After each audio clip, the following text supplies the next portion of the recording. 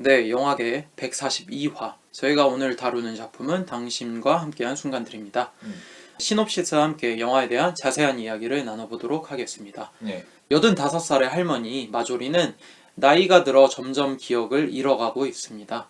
그녀에겐 인공지능 프라임을 통해 남편 월터의 젊은 시절의 모습을 홀로그램으로 비추게 되며 마조리의 지난 시절 추억을 되새기며 자신의 삶을 돌아보게 됩니다.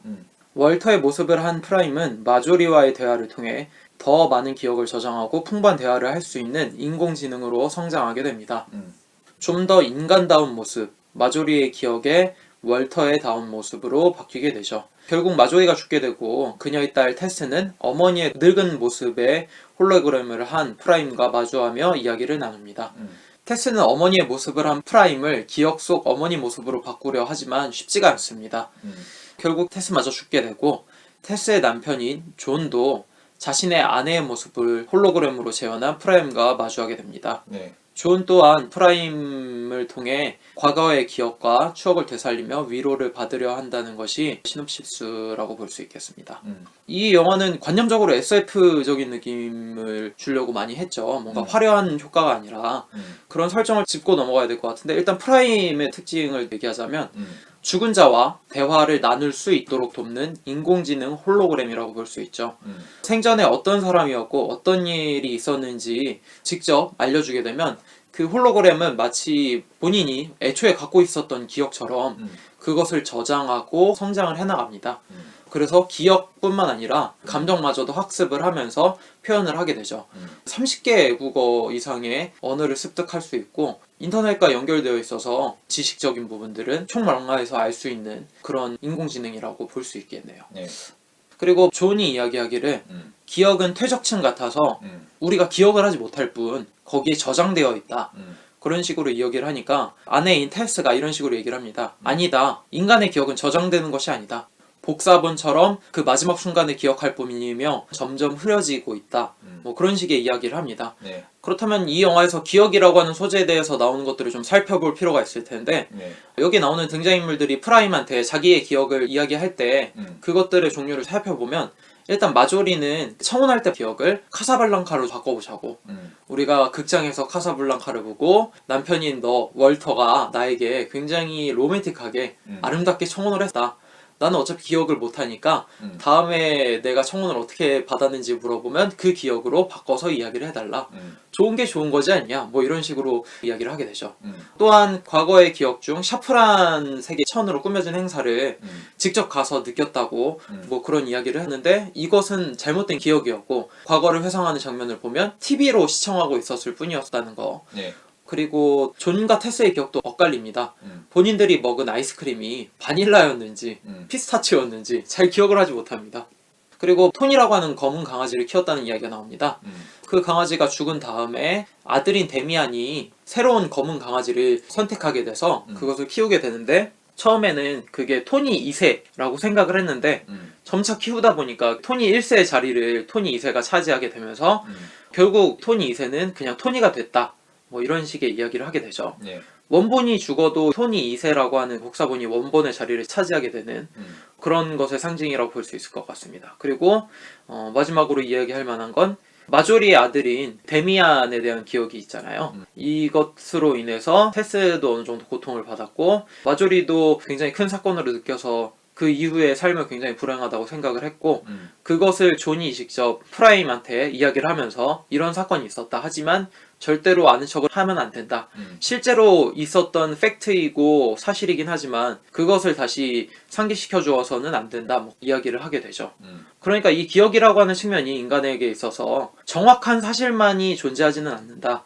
자신들의 삶을 만족시켜 주었던 톤이라고 하는 강아지가 죽어서 굉장히 슬픈 상황인데도 새로운 것이 대체되니까 원본이었던 토니는 사라지고 복사본이었던 토니가 그 자리를 온전히 차지할 수 있는 것이 되고, 반면 아들인 데미안이 죽었을 때 그것을 대체할 것이 없었기 때문에 너무나 슬퍼서 그것과 관련된 기억은 더 이상 꺼내지도 못하게 만들어버리는, 원래 있었지만 너무나도 괴롭기 때문에 그 기억은 없는 것처럼 취급하는 기억이라는 것이 인간에게 있어서 얼마나 자기 위주로 작용하는 건지, 얼마나 자기 주관적으로 이용을 하는 건지 보여주는 소재라고 볼 수 있습니다. 네.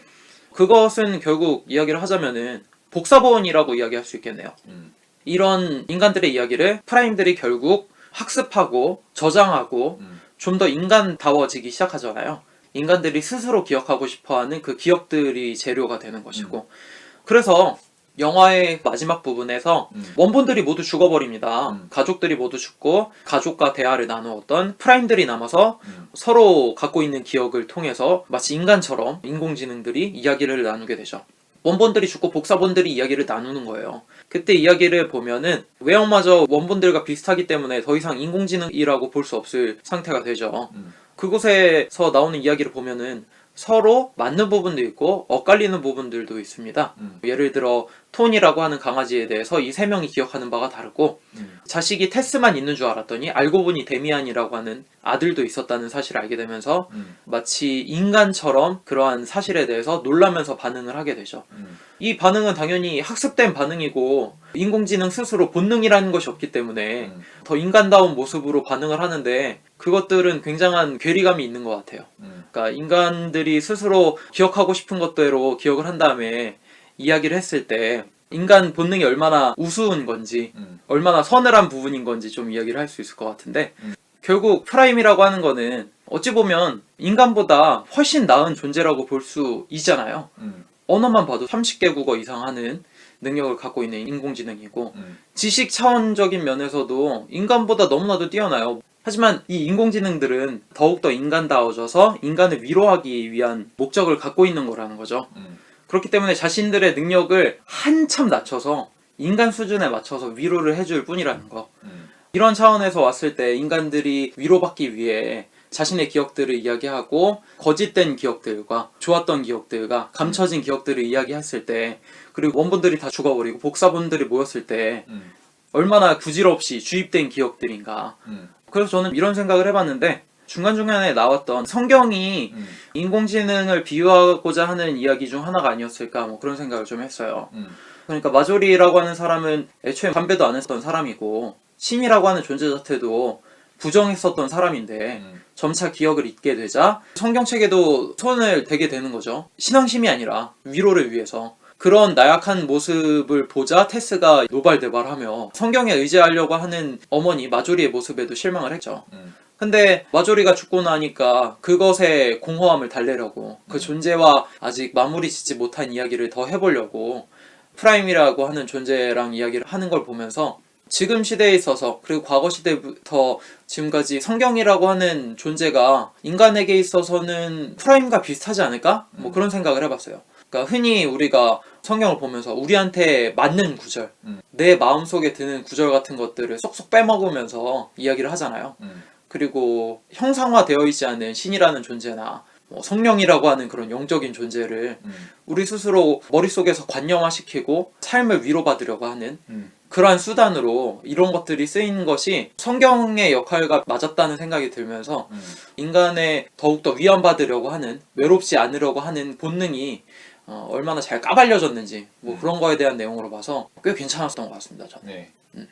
그 설정이 너무 거창하다는 생각이 들었어. 프라임이라는 설정도 인습적인 설정인데 보면은 이 영화를 위해서 동원되었다는 느낌이 너무 강하게 들고 좀 도구로 쓰였다. 프라임의 욕망 이것도 주입되었다는 생각이 들지. 프라임이라는 존재의 성격이나 특징이나 정체성에 대해서도 영화 중에 알려준 정보가 그렇게 많지 않은데 그런 상황에서 뜬금없이 프라임이라는 존재가 인간을 지향한다는 게 맥락이 없게 느껴지지. 그리고 그런 프라임을 바라보는 사람들의 시각 같은 것도 과장되이 연출된다는 인상이 강하고 그래서 이거는 사전 정보가 없어도 연극이 영화로 만들어졌다는 걸 충분히 짐작할 수 있는 게 인물들의 그 대립각이라든지 대화 도중에 감정적인 동요라든지 이런 것들이 자연스러운 흐름에서 나오는 게 아니라 연극 상영 중에 이 타이밍에 갈등 한번 있는 게 자연스럽다. 이런 각본가의 사전 인식이 있기 때문에 나온 그런 것들이라는 걸 짐작할 수 있거든. 그래서 전반적인 영화의 흐름 자체가 상당히 자기적이고 예컨대 줄리 같은 인물에게도 비중을 할애하는 게 그렇지. 이 인물은 사실 그렇게 중요한 인물이 아니거든. 그렇죠. 근데 카메라에서는 상당한 비중을 할애한단 말이야. 그리고 그 인물이 고용되는 과정에도 꽤나 시간을 할애하고 테스가 엄마가 어떻게 성경을 읽을 수 있어 뭐 이런 식으로 따져 묻는 것도 그렇지. 치매 걸린 할매에게 하는 대사라고는 도저히 믿을 수 없는. 물론 뭐 이후에 설명을 하긴 해. 가정사가 뭐 고단해서 뭐 이럴 수도 있는 거야 뭐 이런 식으로. 근데 그렇게 해도 좀 무리한 이야기지. 그러니까 그런 식으로 자기적인 충돌 지점들이 만들어진다는 거지. 그리고 이거는 영화의 방식이라기보다는 연극의 방식이고 연극에선 그런 식으로 관객들에게 긴장감을 주고 시선을 끌어모아야 되니까 배우의 극단성을 드러내야 되는 매체니까 연극은. 근데 영화에 그걸 그대로 가져오니까 이상하다는 느낌이 들지. 그리고 마지막에 프라임들끼리 대화하는 거는 너무 비약적이다. 그런 생각이 들었어. 그러니까 앞서도 얘기했지만 프라임들이 어떻게 생각하고 어떻게 느끼고 어떻게 반응하는 존재인지 이 영화에서 구체적으로 묘사되지 않는단 말이야. 프라임들의 생각은 그냥 등장인물들의 대사에 대한 리액션으로만 나타나지. 관객 입장에서는 프라임의 생각을 간접적으로만 읽을 수 있어. 이렇게 투명하게 판단하기가 어렵단 말이지. 근데 막판에 갑자기 프라임들끼리 모여가지고 자기들끼리 이 민간된 것처럼 대화를 하고 있단 말이야. 그 전까지는 중심 인물들이 자신이 사랑하는 사람에 대한 상실감, 이것을 프라임이라는 대체 도구를 통해서 위안을 삼는 그런 이야기로 진행이 되고 있었다가 갑자기 프라임들의 자의식을 과시하는 그런 이야기가 된단 말이야. 그런 이야기를 하기 위해서는 프라임이라는 존재에 대해서 훨씬 더 세밀하고 정교한 묘사가 이전에 진행되었어야 되지 않나.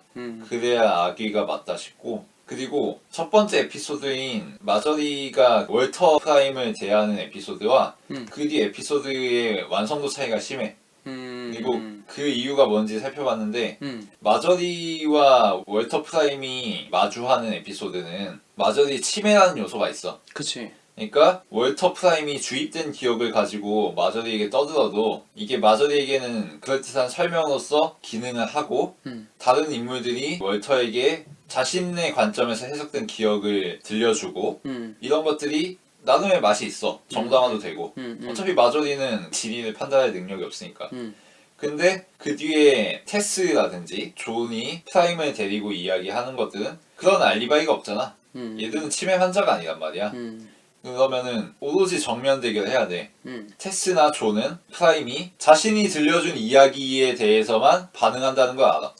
이 프라임이 말하는 건 죄다 자기가 얘기한 거지 사실. 그치. 그거는 앞서 마저리가 월터 프라임과 이야기했던 것과 달리 완전히 거울 보고 이야기하는 거랑 다를 게 없거든. 그치. 자기가 얘기했던 거 반복이니까요. 그 이전에 월터 프라임에 대해서는 존은 이렇게 얘기했어. 이 존재는 거울 이상의 존재다.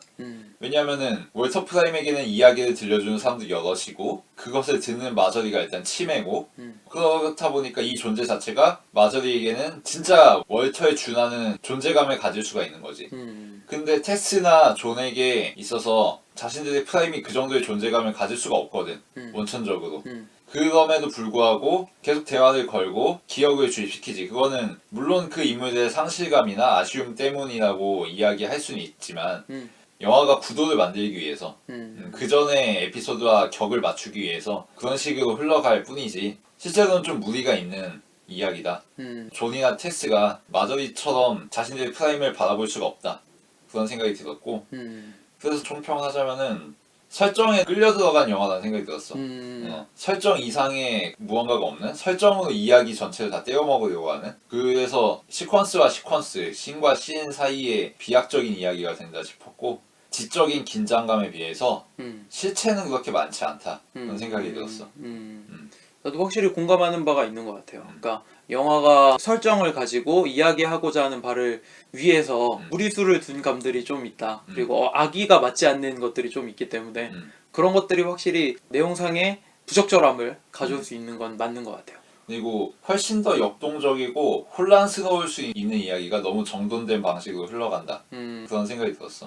등장인물들이 좀 더 진술이 뒤얽히고 바다가 서로 엇갈리고 그러면서 서로의 감정과 기억이 충돌하고 이런 게 좀 더 전면화될 수 있는데 이 영화는 형식적으로 그렇지가 않잖아. 어떻게 보면 인터뷰의 연속이라고 할 수 있지. 그치. 그러다 보니까 걷잡을 수 없이 흘러갈 수 있는 영화임에도 불구하고 제작자의 의도대로 혹은 감독의 연출 의도대로 일방향으로만 귀결되는 그런 느낌이 있단 말이야.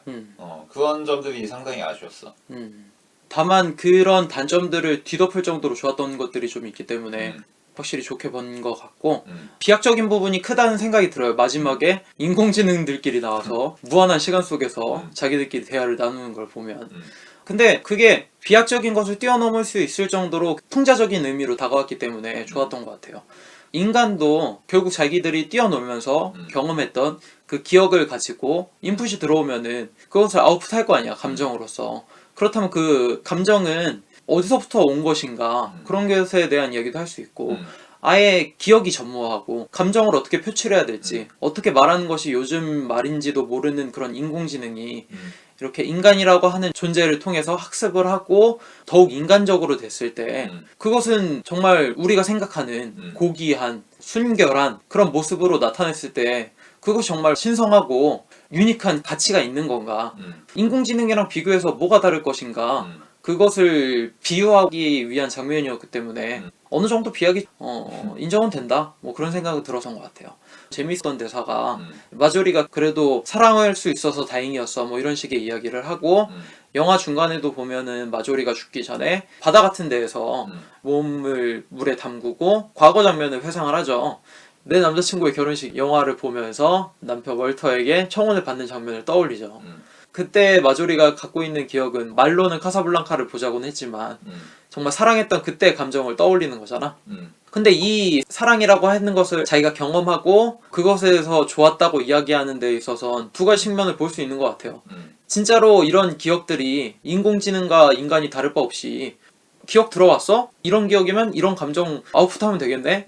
그런 식의 인공지능과 다를 바 없는 인간의 모습으로서 호르몬의 작용일 뿐이라는 그러한 시선으로 바라볼 수도 있겠고, 아니면 정말로 단어, 문장 그대로 그럼에도 사랑할 수 있어서 좋았다라는, 정말 그것이 인간으로서 정말 인간다워지기 위한 사랑이라고 하는 고귀한 가치, 그 두 가지 중에 하나라고 볼 수도 있는 것 같아서 그런 부분이 저한테는 꽤 인상적이었다는 생각이 들었어요. 그러니까 이음새나 처음에 주었던 프라임의 재미있는 서로 주고받는 그런 연출들이 갈수록 반복이 되고 많이 약해지고 그런 연결되는 측면이 모자랄 수는 있겠지만, 그런 것들은 그냥 단편적으로 이쪽 잠깐 보고 저쪽 잠깐 보고 마지막에 끼워 맞췄을 때 그것들이 어떻게 조화되고 어떻게 한계를 갖는지, 그 인간들이 갖고 있는 한계들이, 그런 것만 살펴보면은 저한테는 나쁘지 않게 다가왔었던 것 같아요.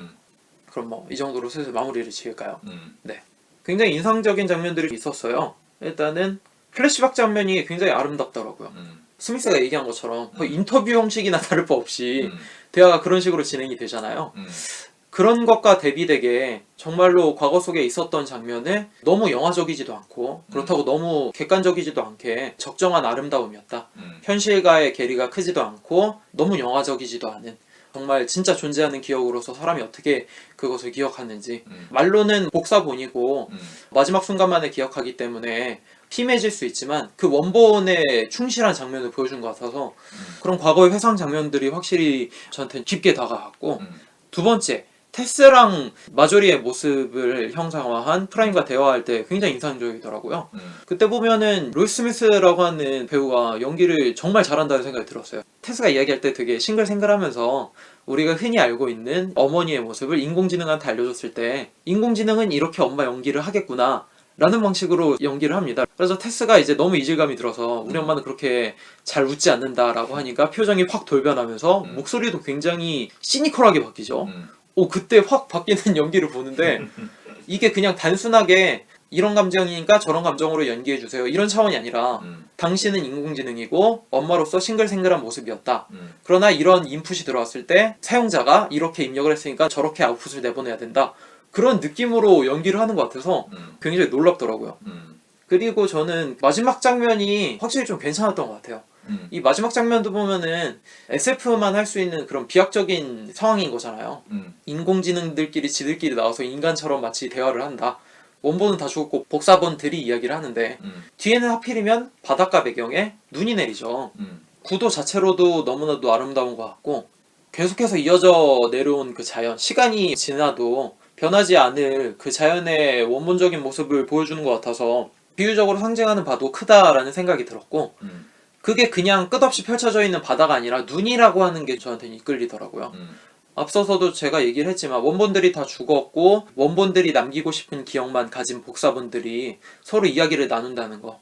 그 뒤로 내리는 복사본들의 연속인 이 눈들, 그냥 화면 자체로도 이야기하고자 하는 관념과 굉장히 어울리지 않았나라는 생각 때문에 인상 깊었다는 생각이 들었습니다. 거기다 음악도 괜찮았고요. 그래서 블레이드 러너 2049랑은 확실히 이야기하고자 하는 바가 많이 달랐다라는 생각이 좀 들더라고요. 당신과 함께한 순간들, 이 영화가 몇 년도인지는 잘 모르겠지만 이게 뭐 2500년을 얘기하는 건지 뭐 2200년을 얘기하는 건지 아니면 2020년을 얘기하는 건지 대충 보면 한 근미래 같긴 하지. 그쵸? 왜냐면은 마저리가 태어난 게 20세기라는 얘기 하는 거 보면 테스는 21세기에 태어났다는 얘기 아니야? 아 그러네요. 정확한 그게 명시되진 않았지만 뭐 핸드폰도 보니까 그리고 내 여자친구의 결혼식이란 영화 자체가 97년도에 나온 영화니까 그걸 고려하면 뭐 마저리는 한 70년생? 그러네. 뭐 그 정도로 짐작할 수 있지. 뭐 테스는 한 00년대 초반생? 뭐 이런 네. 거고. 그래서 블레이드 러너 그 시간보다 훨씬 이전의 시간임에도 불구하고 인공지능은 여기 당신과 함께한 순간들의 인공지능이 훨씬 발달한 것 같다. 거기서 나오는 인공지능이라는 건 자유의식 가득한 백인의 시선에서 행동을 하는 인공지능이었잖아요. 저 나름 블레이드 러너에서 기대했던 인공지능이라고 하는 것에 대한 궁금증이라든지 소재를 가지고 풀어내는 영화로 갈증이 오히려 생겼는데 블레이드 러너를 보고 나서 이 영화를 통해서 나름의 지적인 유의를 경험할 수 있지 않았나 라는 생각을 해보고 나 자신을 좀 돌아보는 것 같아요. 내가 지금 기억하고 내가 지금 경험하고자 하는 것들을 나는 어떻게 기억하고 있나? 나도 당연히 자의식 가득한 사람으로서 내가 기억하기 싫은 거는 순식간에 망각하고 싶고 좋은 것만 기억하고 싶지만 결국엔 이 인물들이 그렇듯 홀로그램을 불러낼 때 아픈 순간을 떠올리지 않을 수 없다. 그 인공지능을 불러내서 좋은 것만 이야기하지 않는다. 인공지능을 불러냈을 때 오히려 어려웠던 힘들었던 사실들을 이야기하고 그것을 되바꾸고 싶다 라고 이야기를 하는 것 보면 나는 어떤 사람일까 그런 생각을 좀 해봤던 것 같습니다. 네. 별점은 4점을 주고 싶습니다.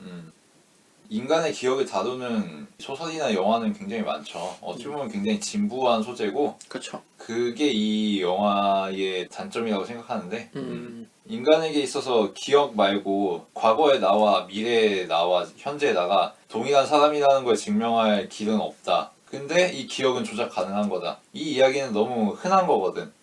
그리고 훨씬 섬세하게 짠 이야기들이 많고 지금 제목이 기억이 안 나는데 별로 대단치 않은 작품입니다.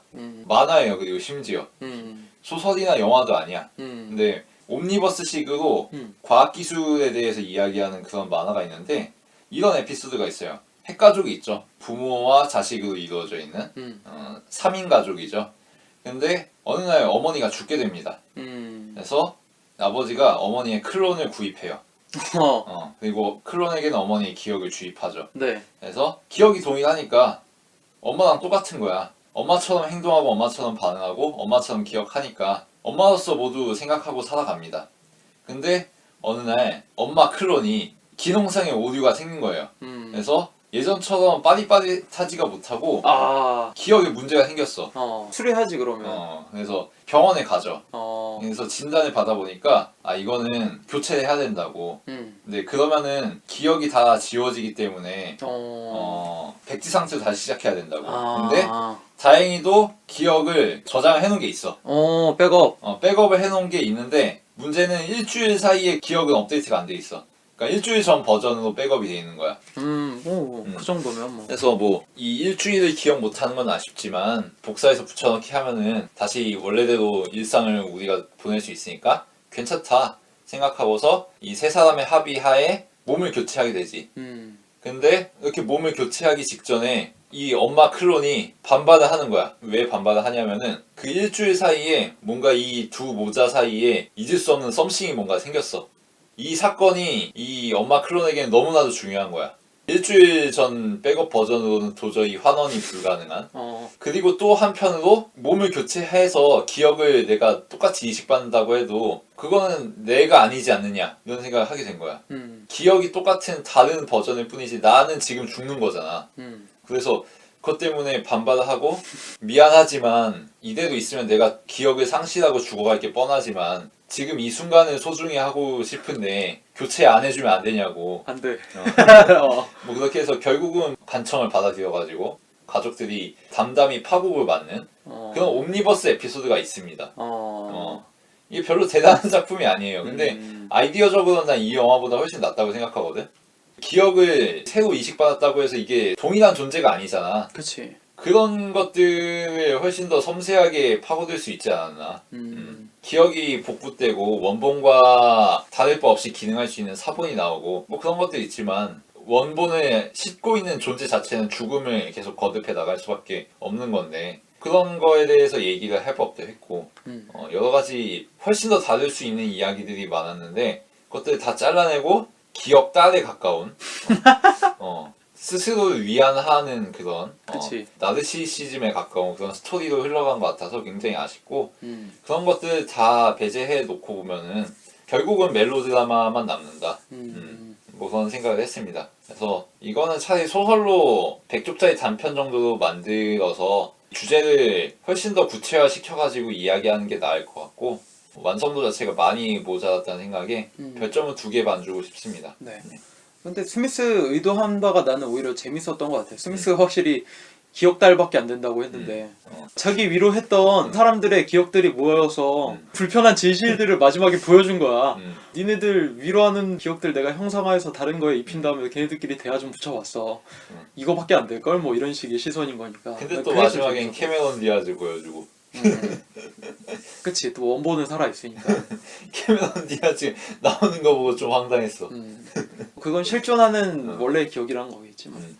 네, 오늘 저희가 다뤄왔던 당신과 함께한 순간들이었고 다음 주에 스미스 군이 선정하는 영화로 찾아뵙도록 하겠습니다. 들어주셔서 감사합니다.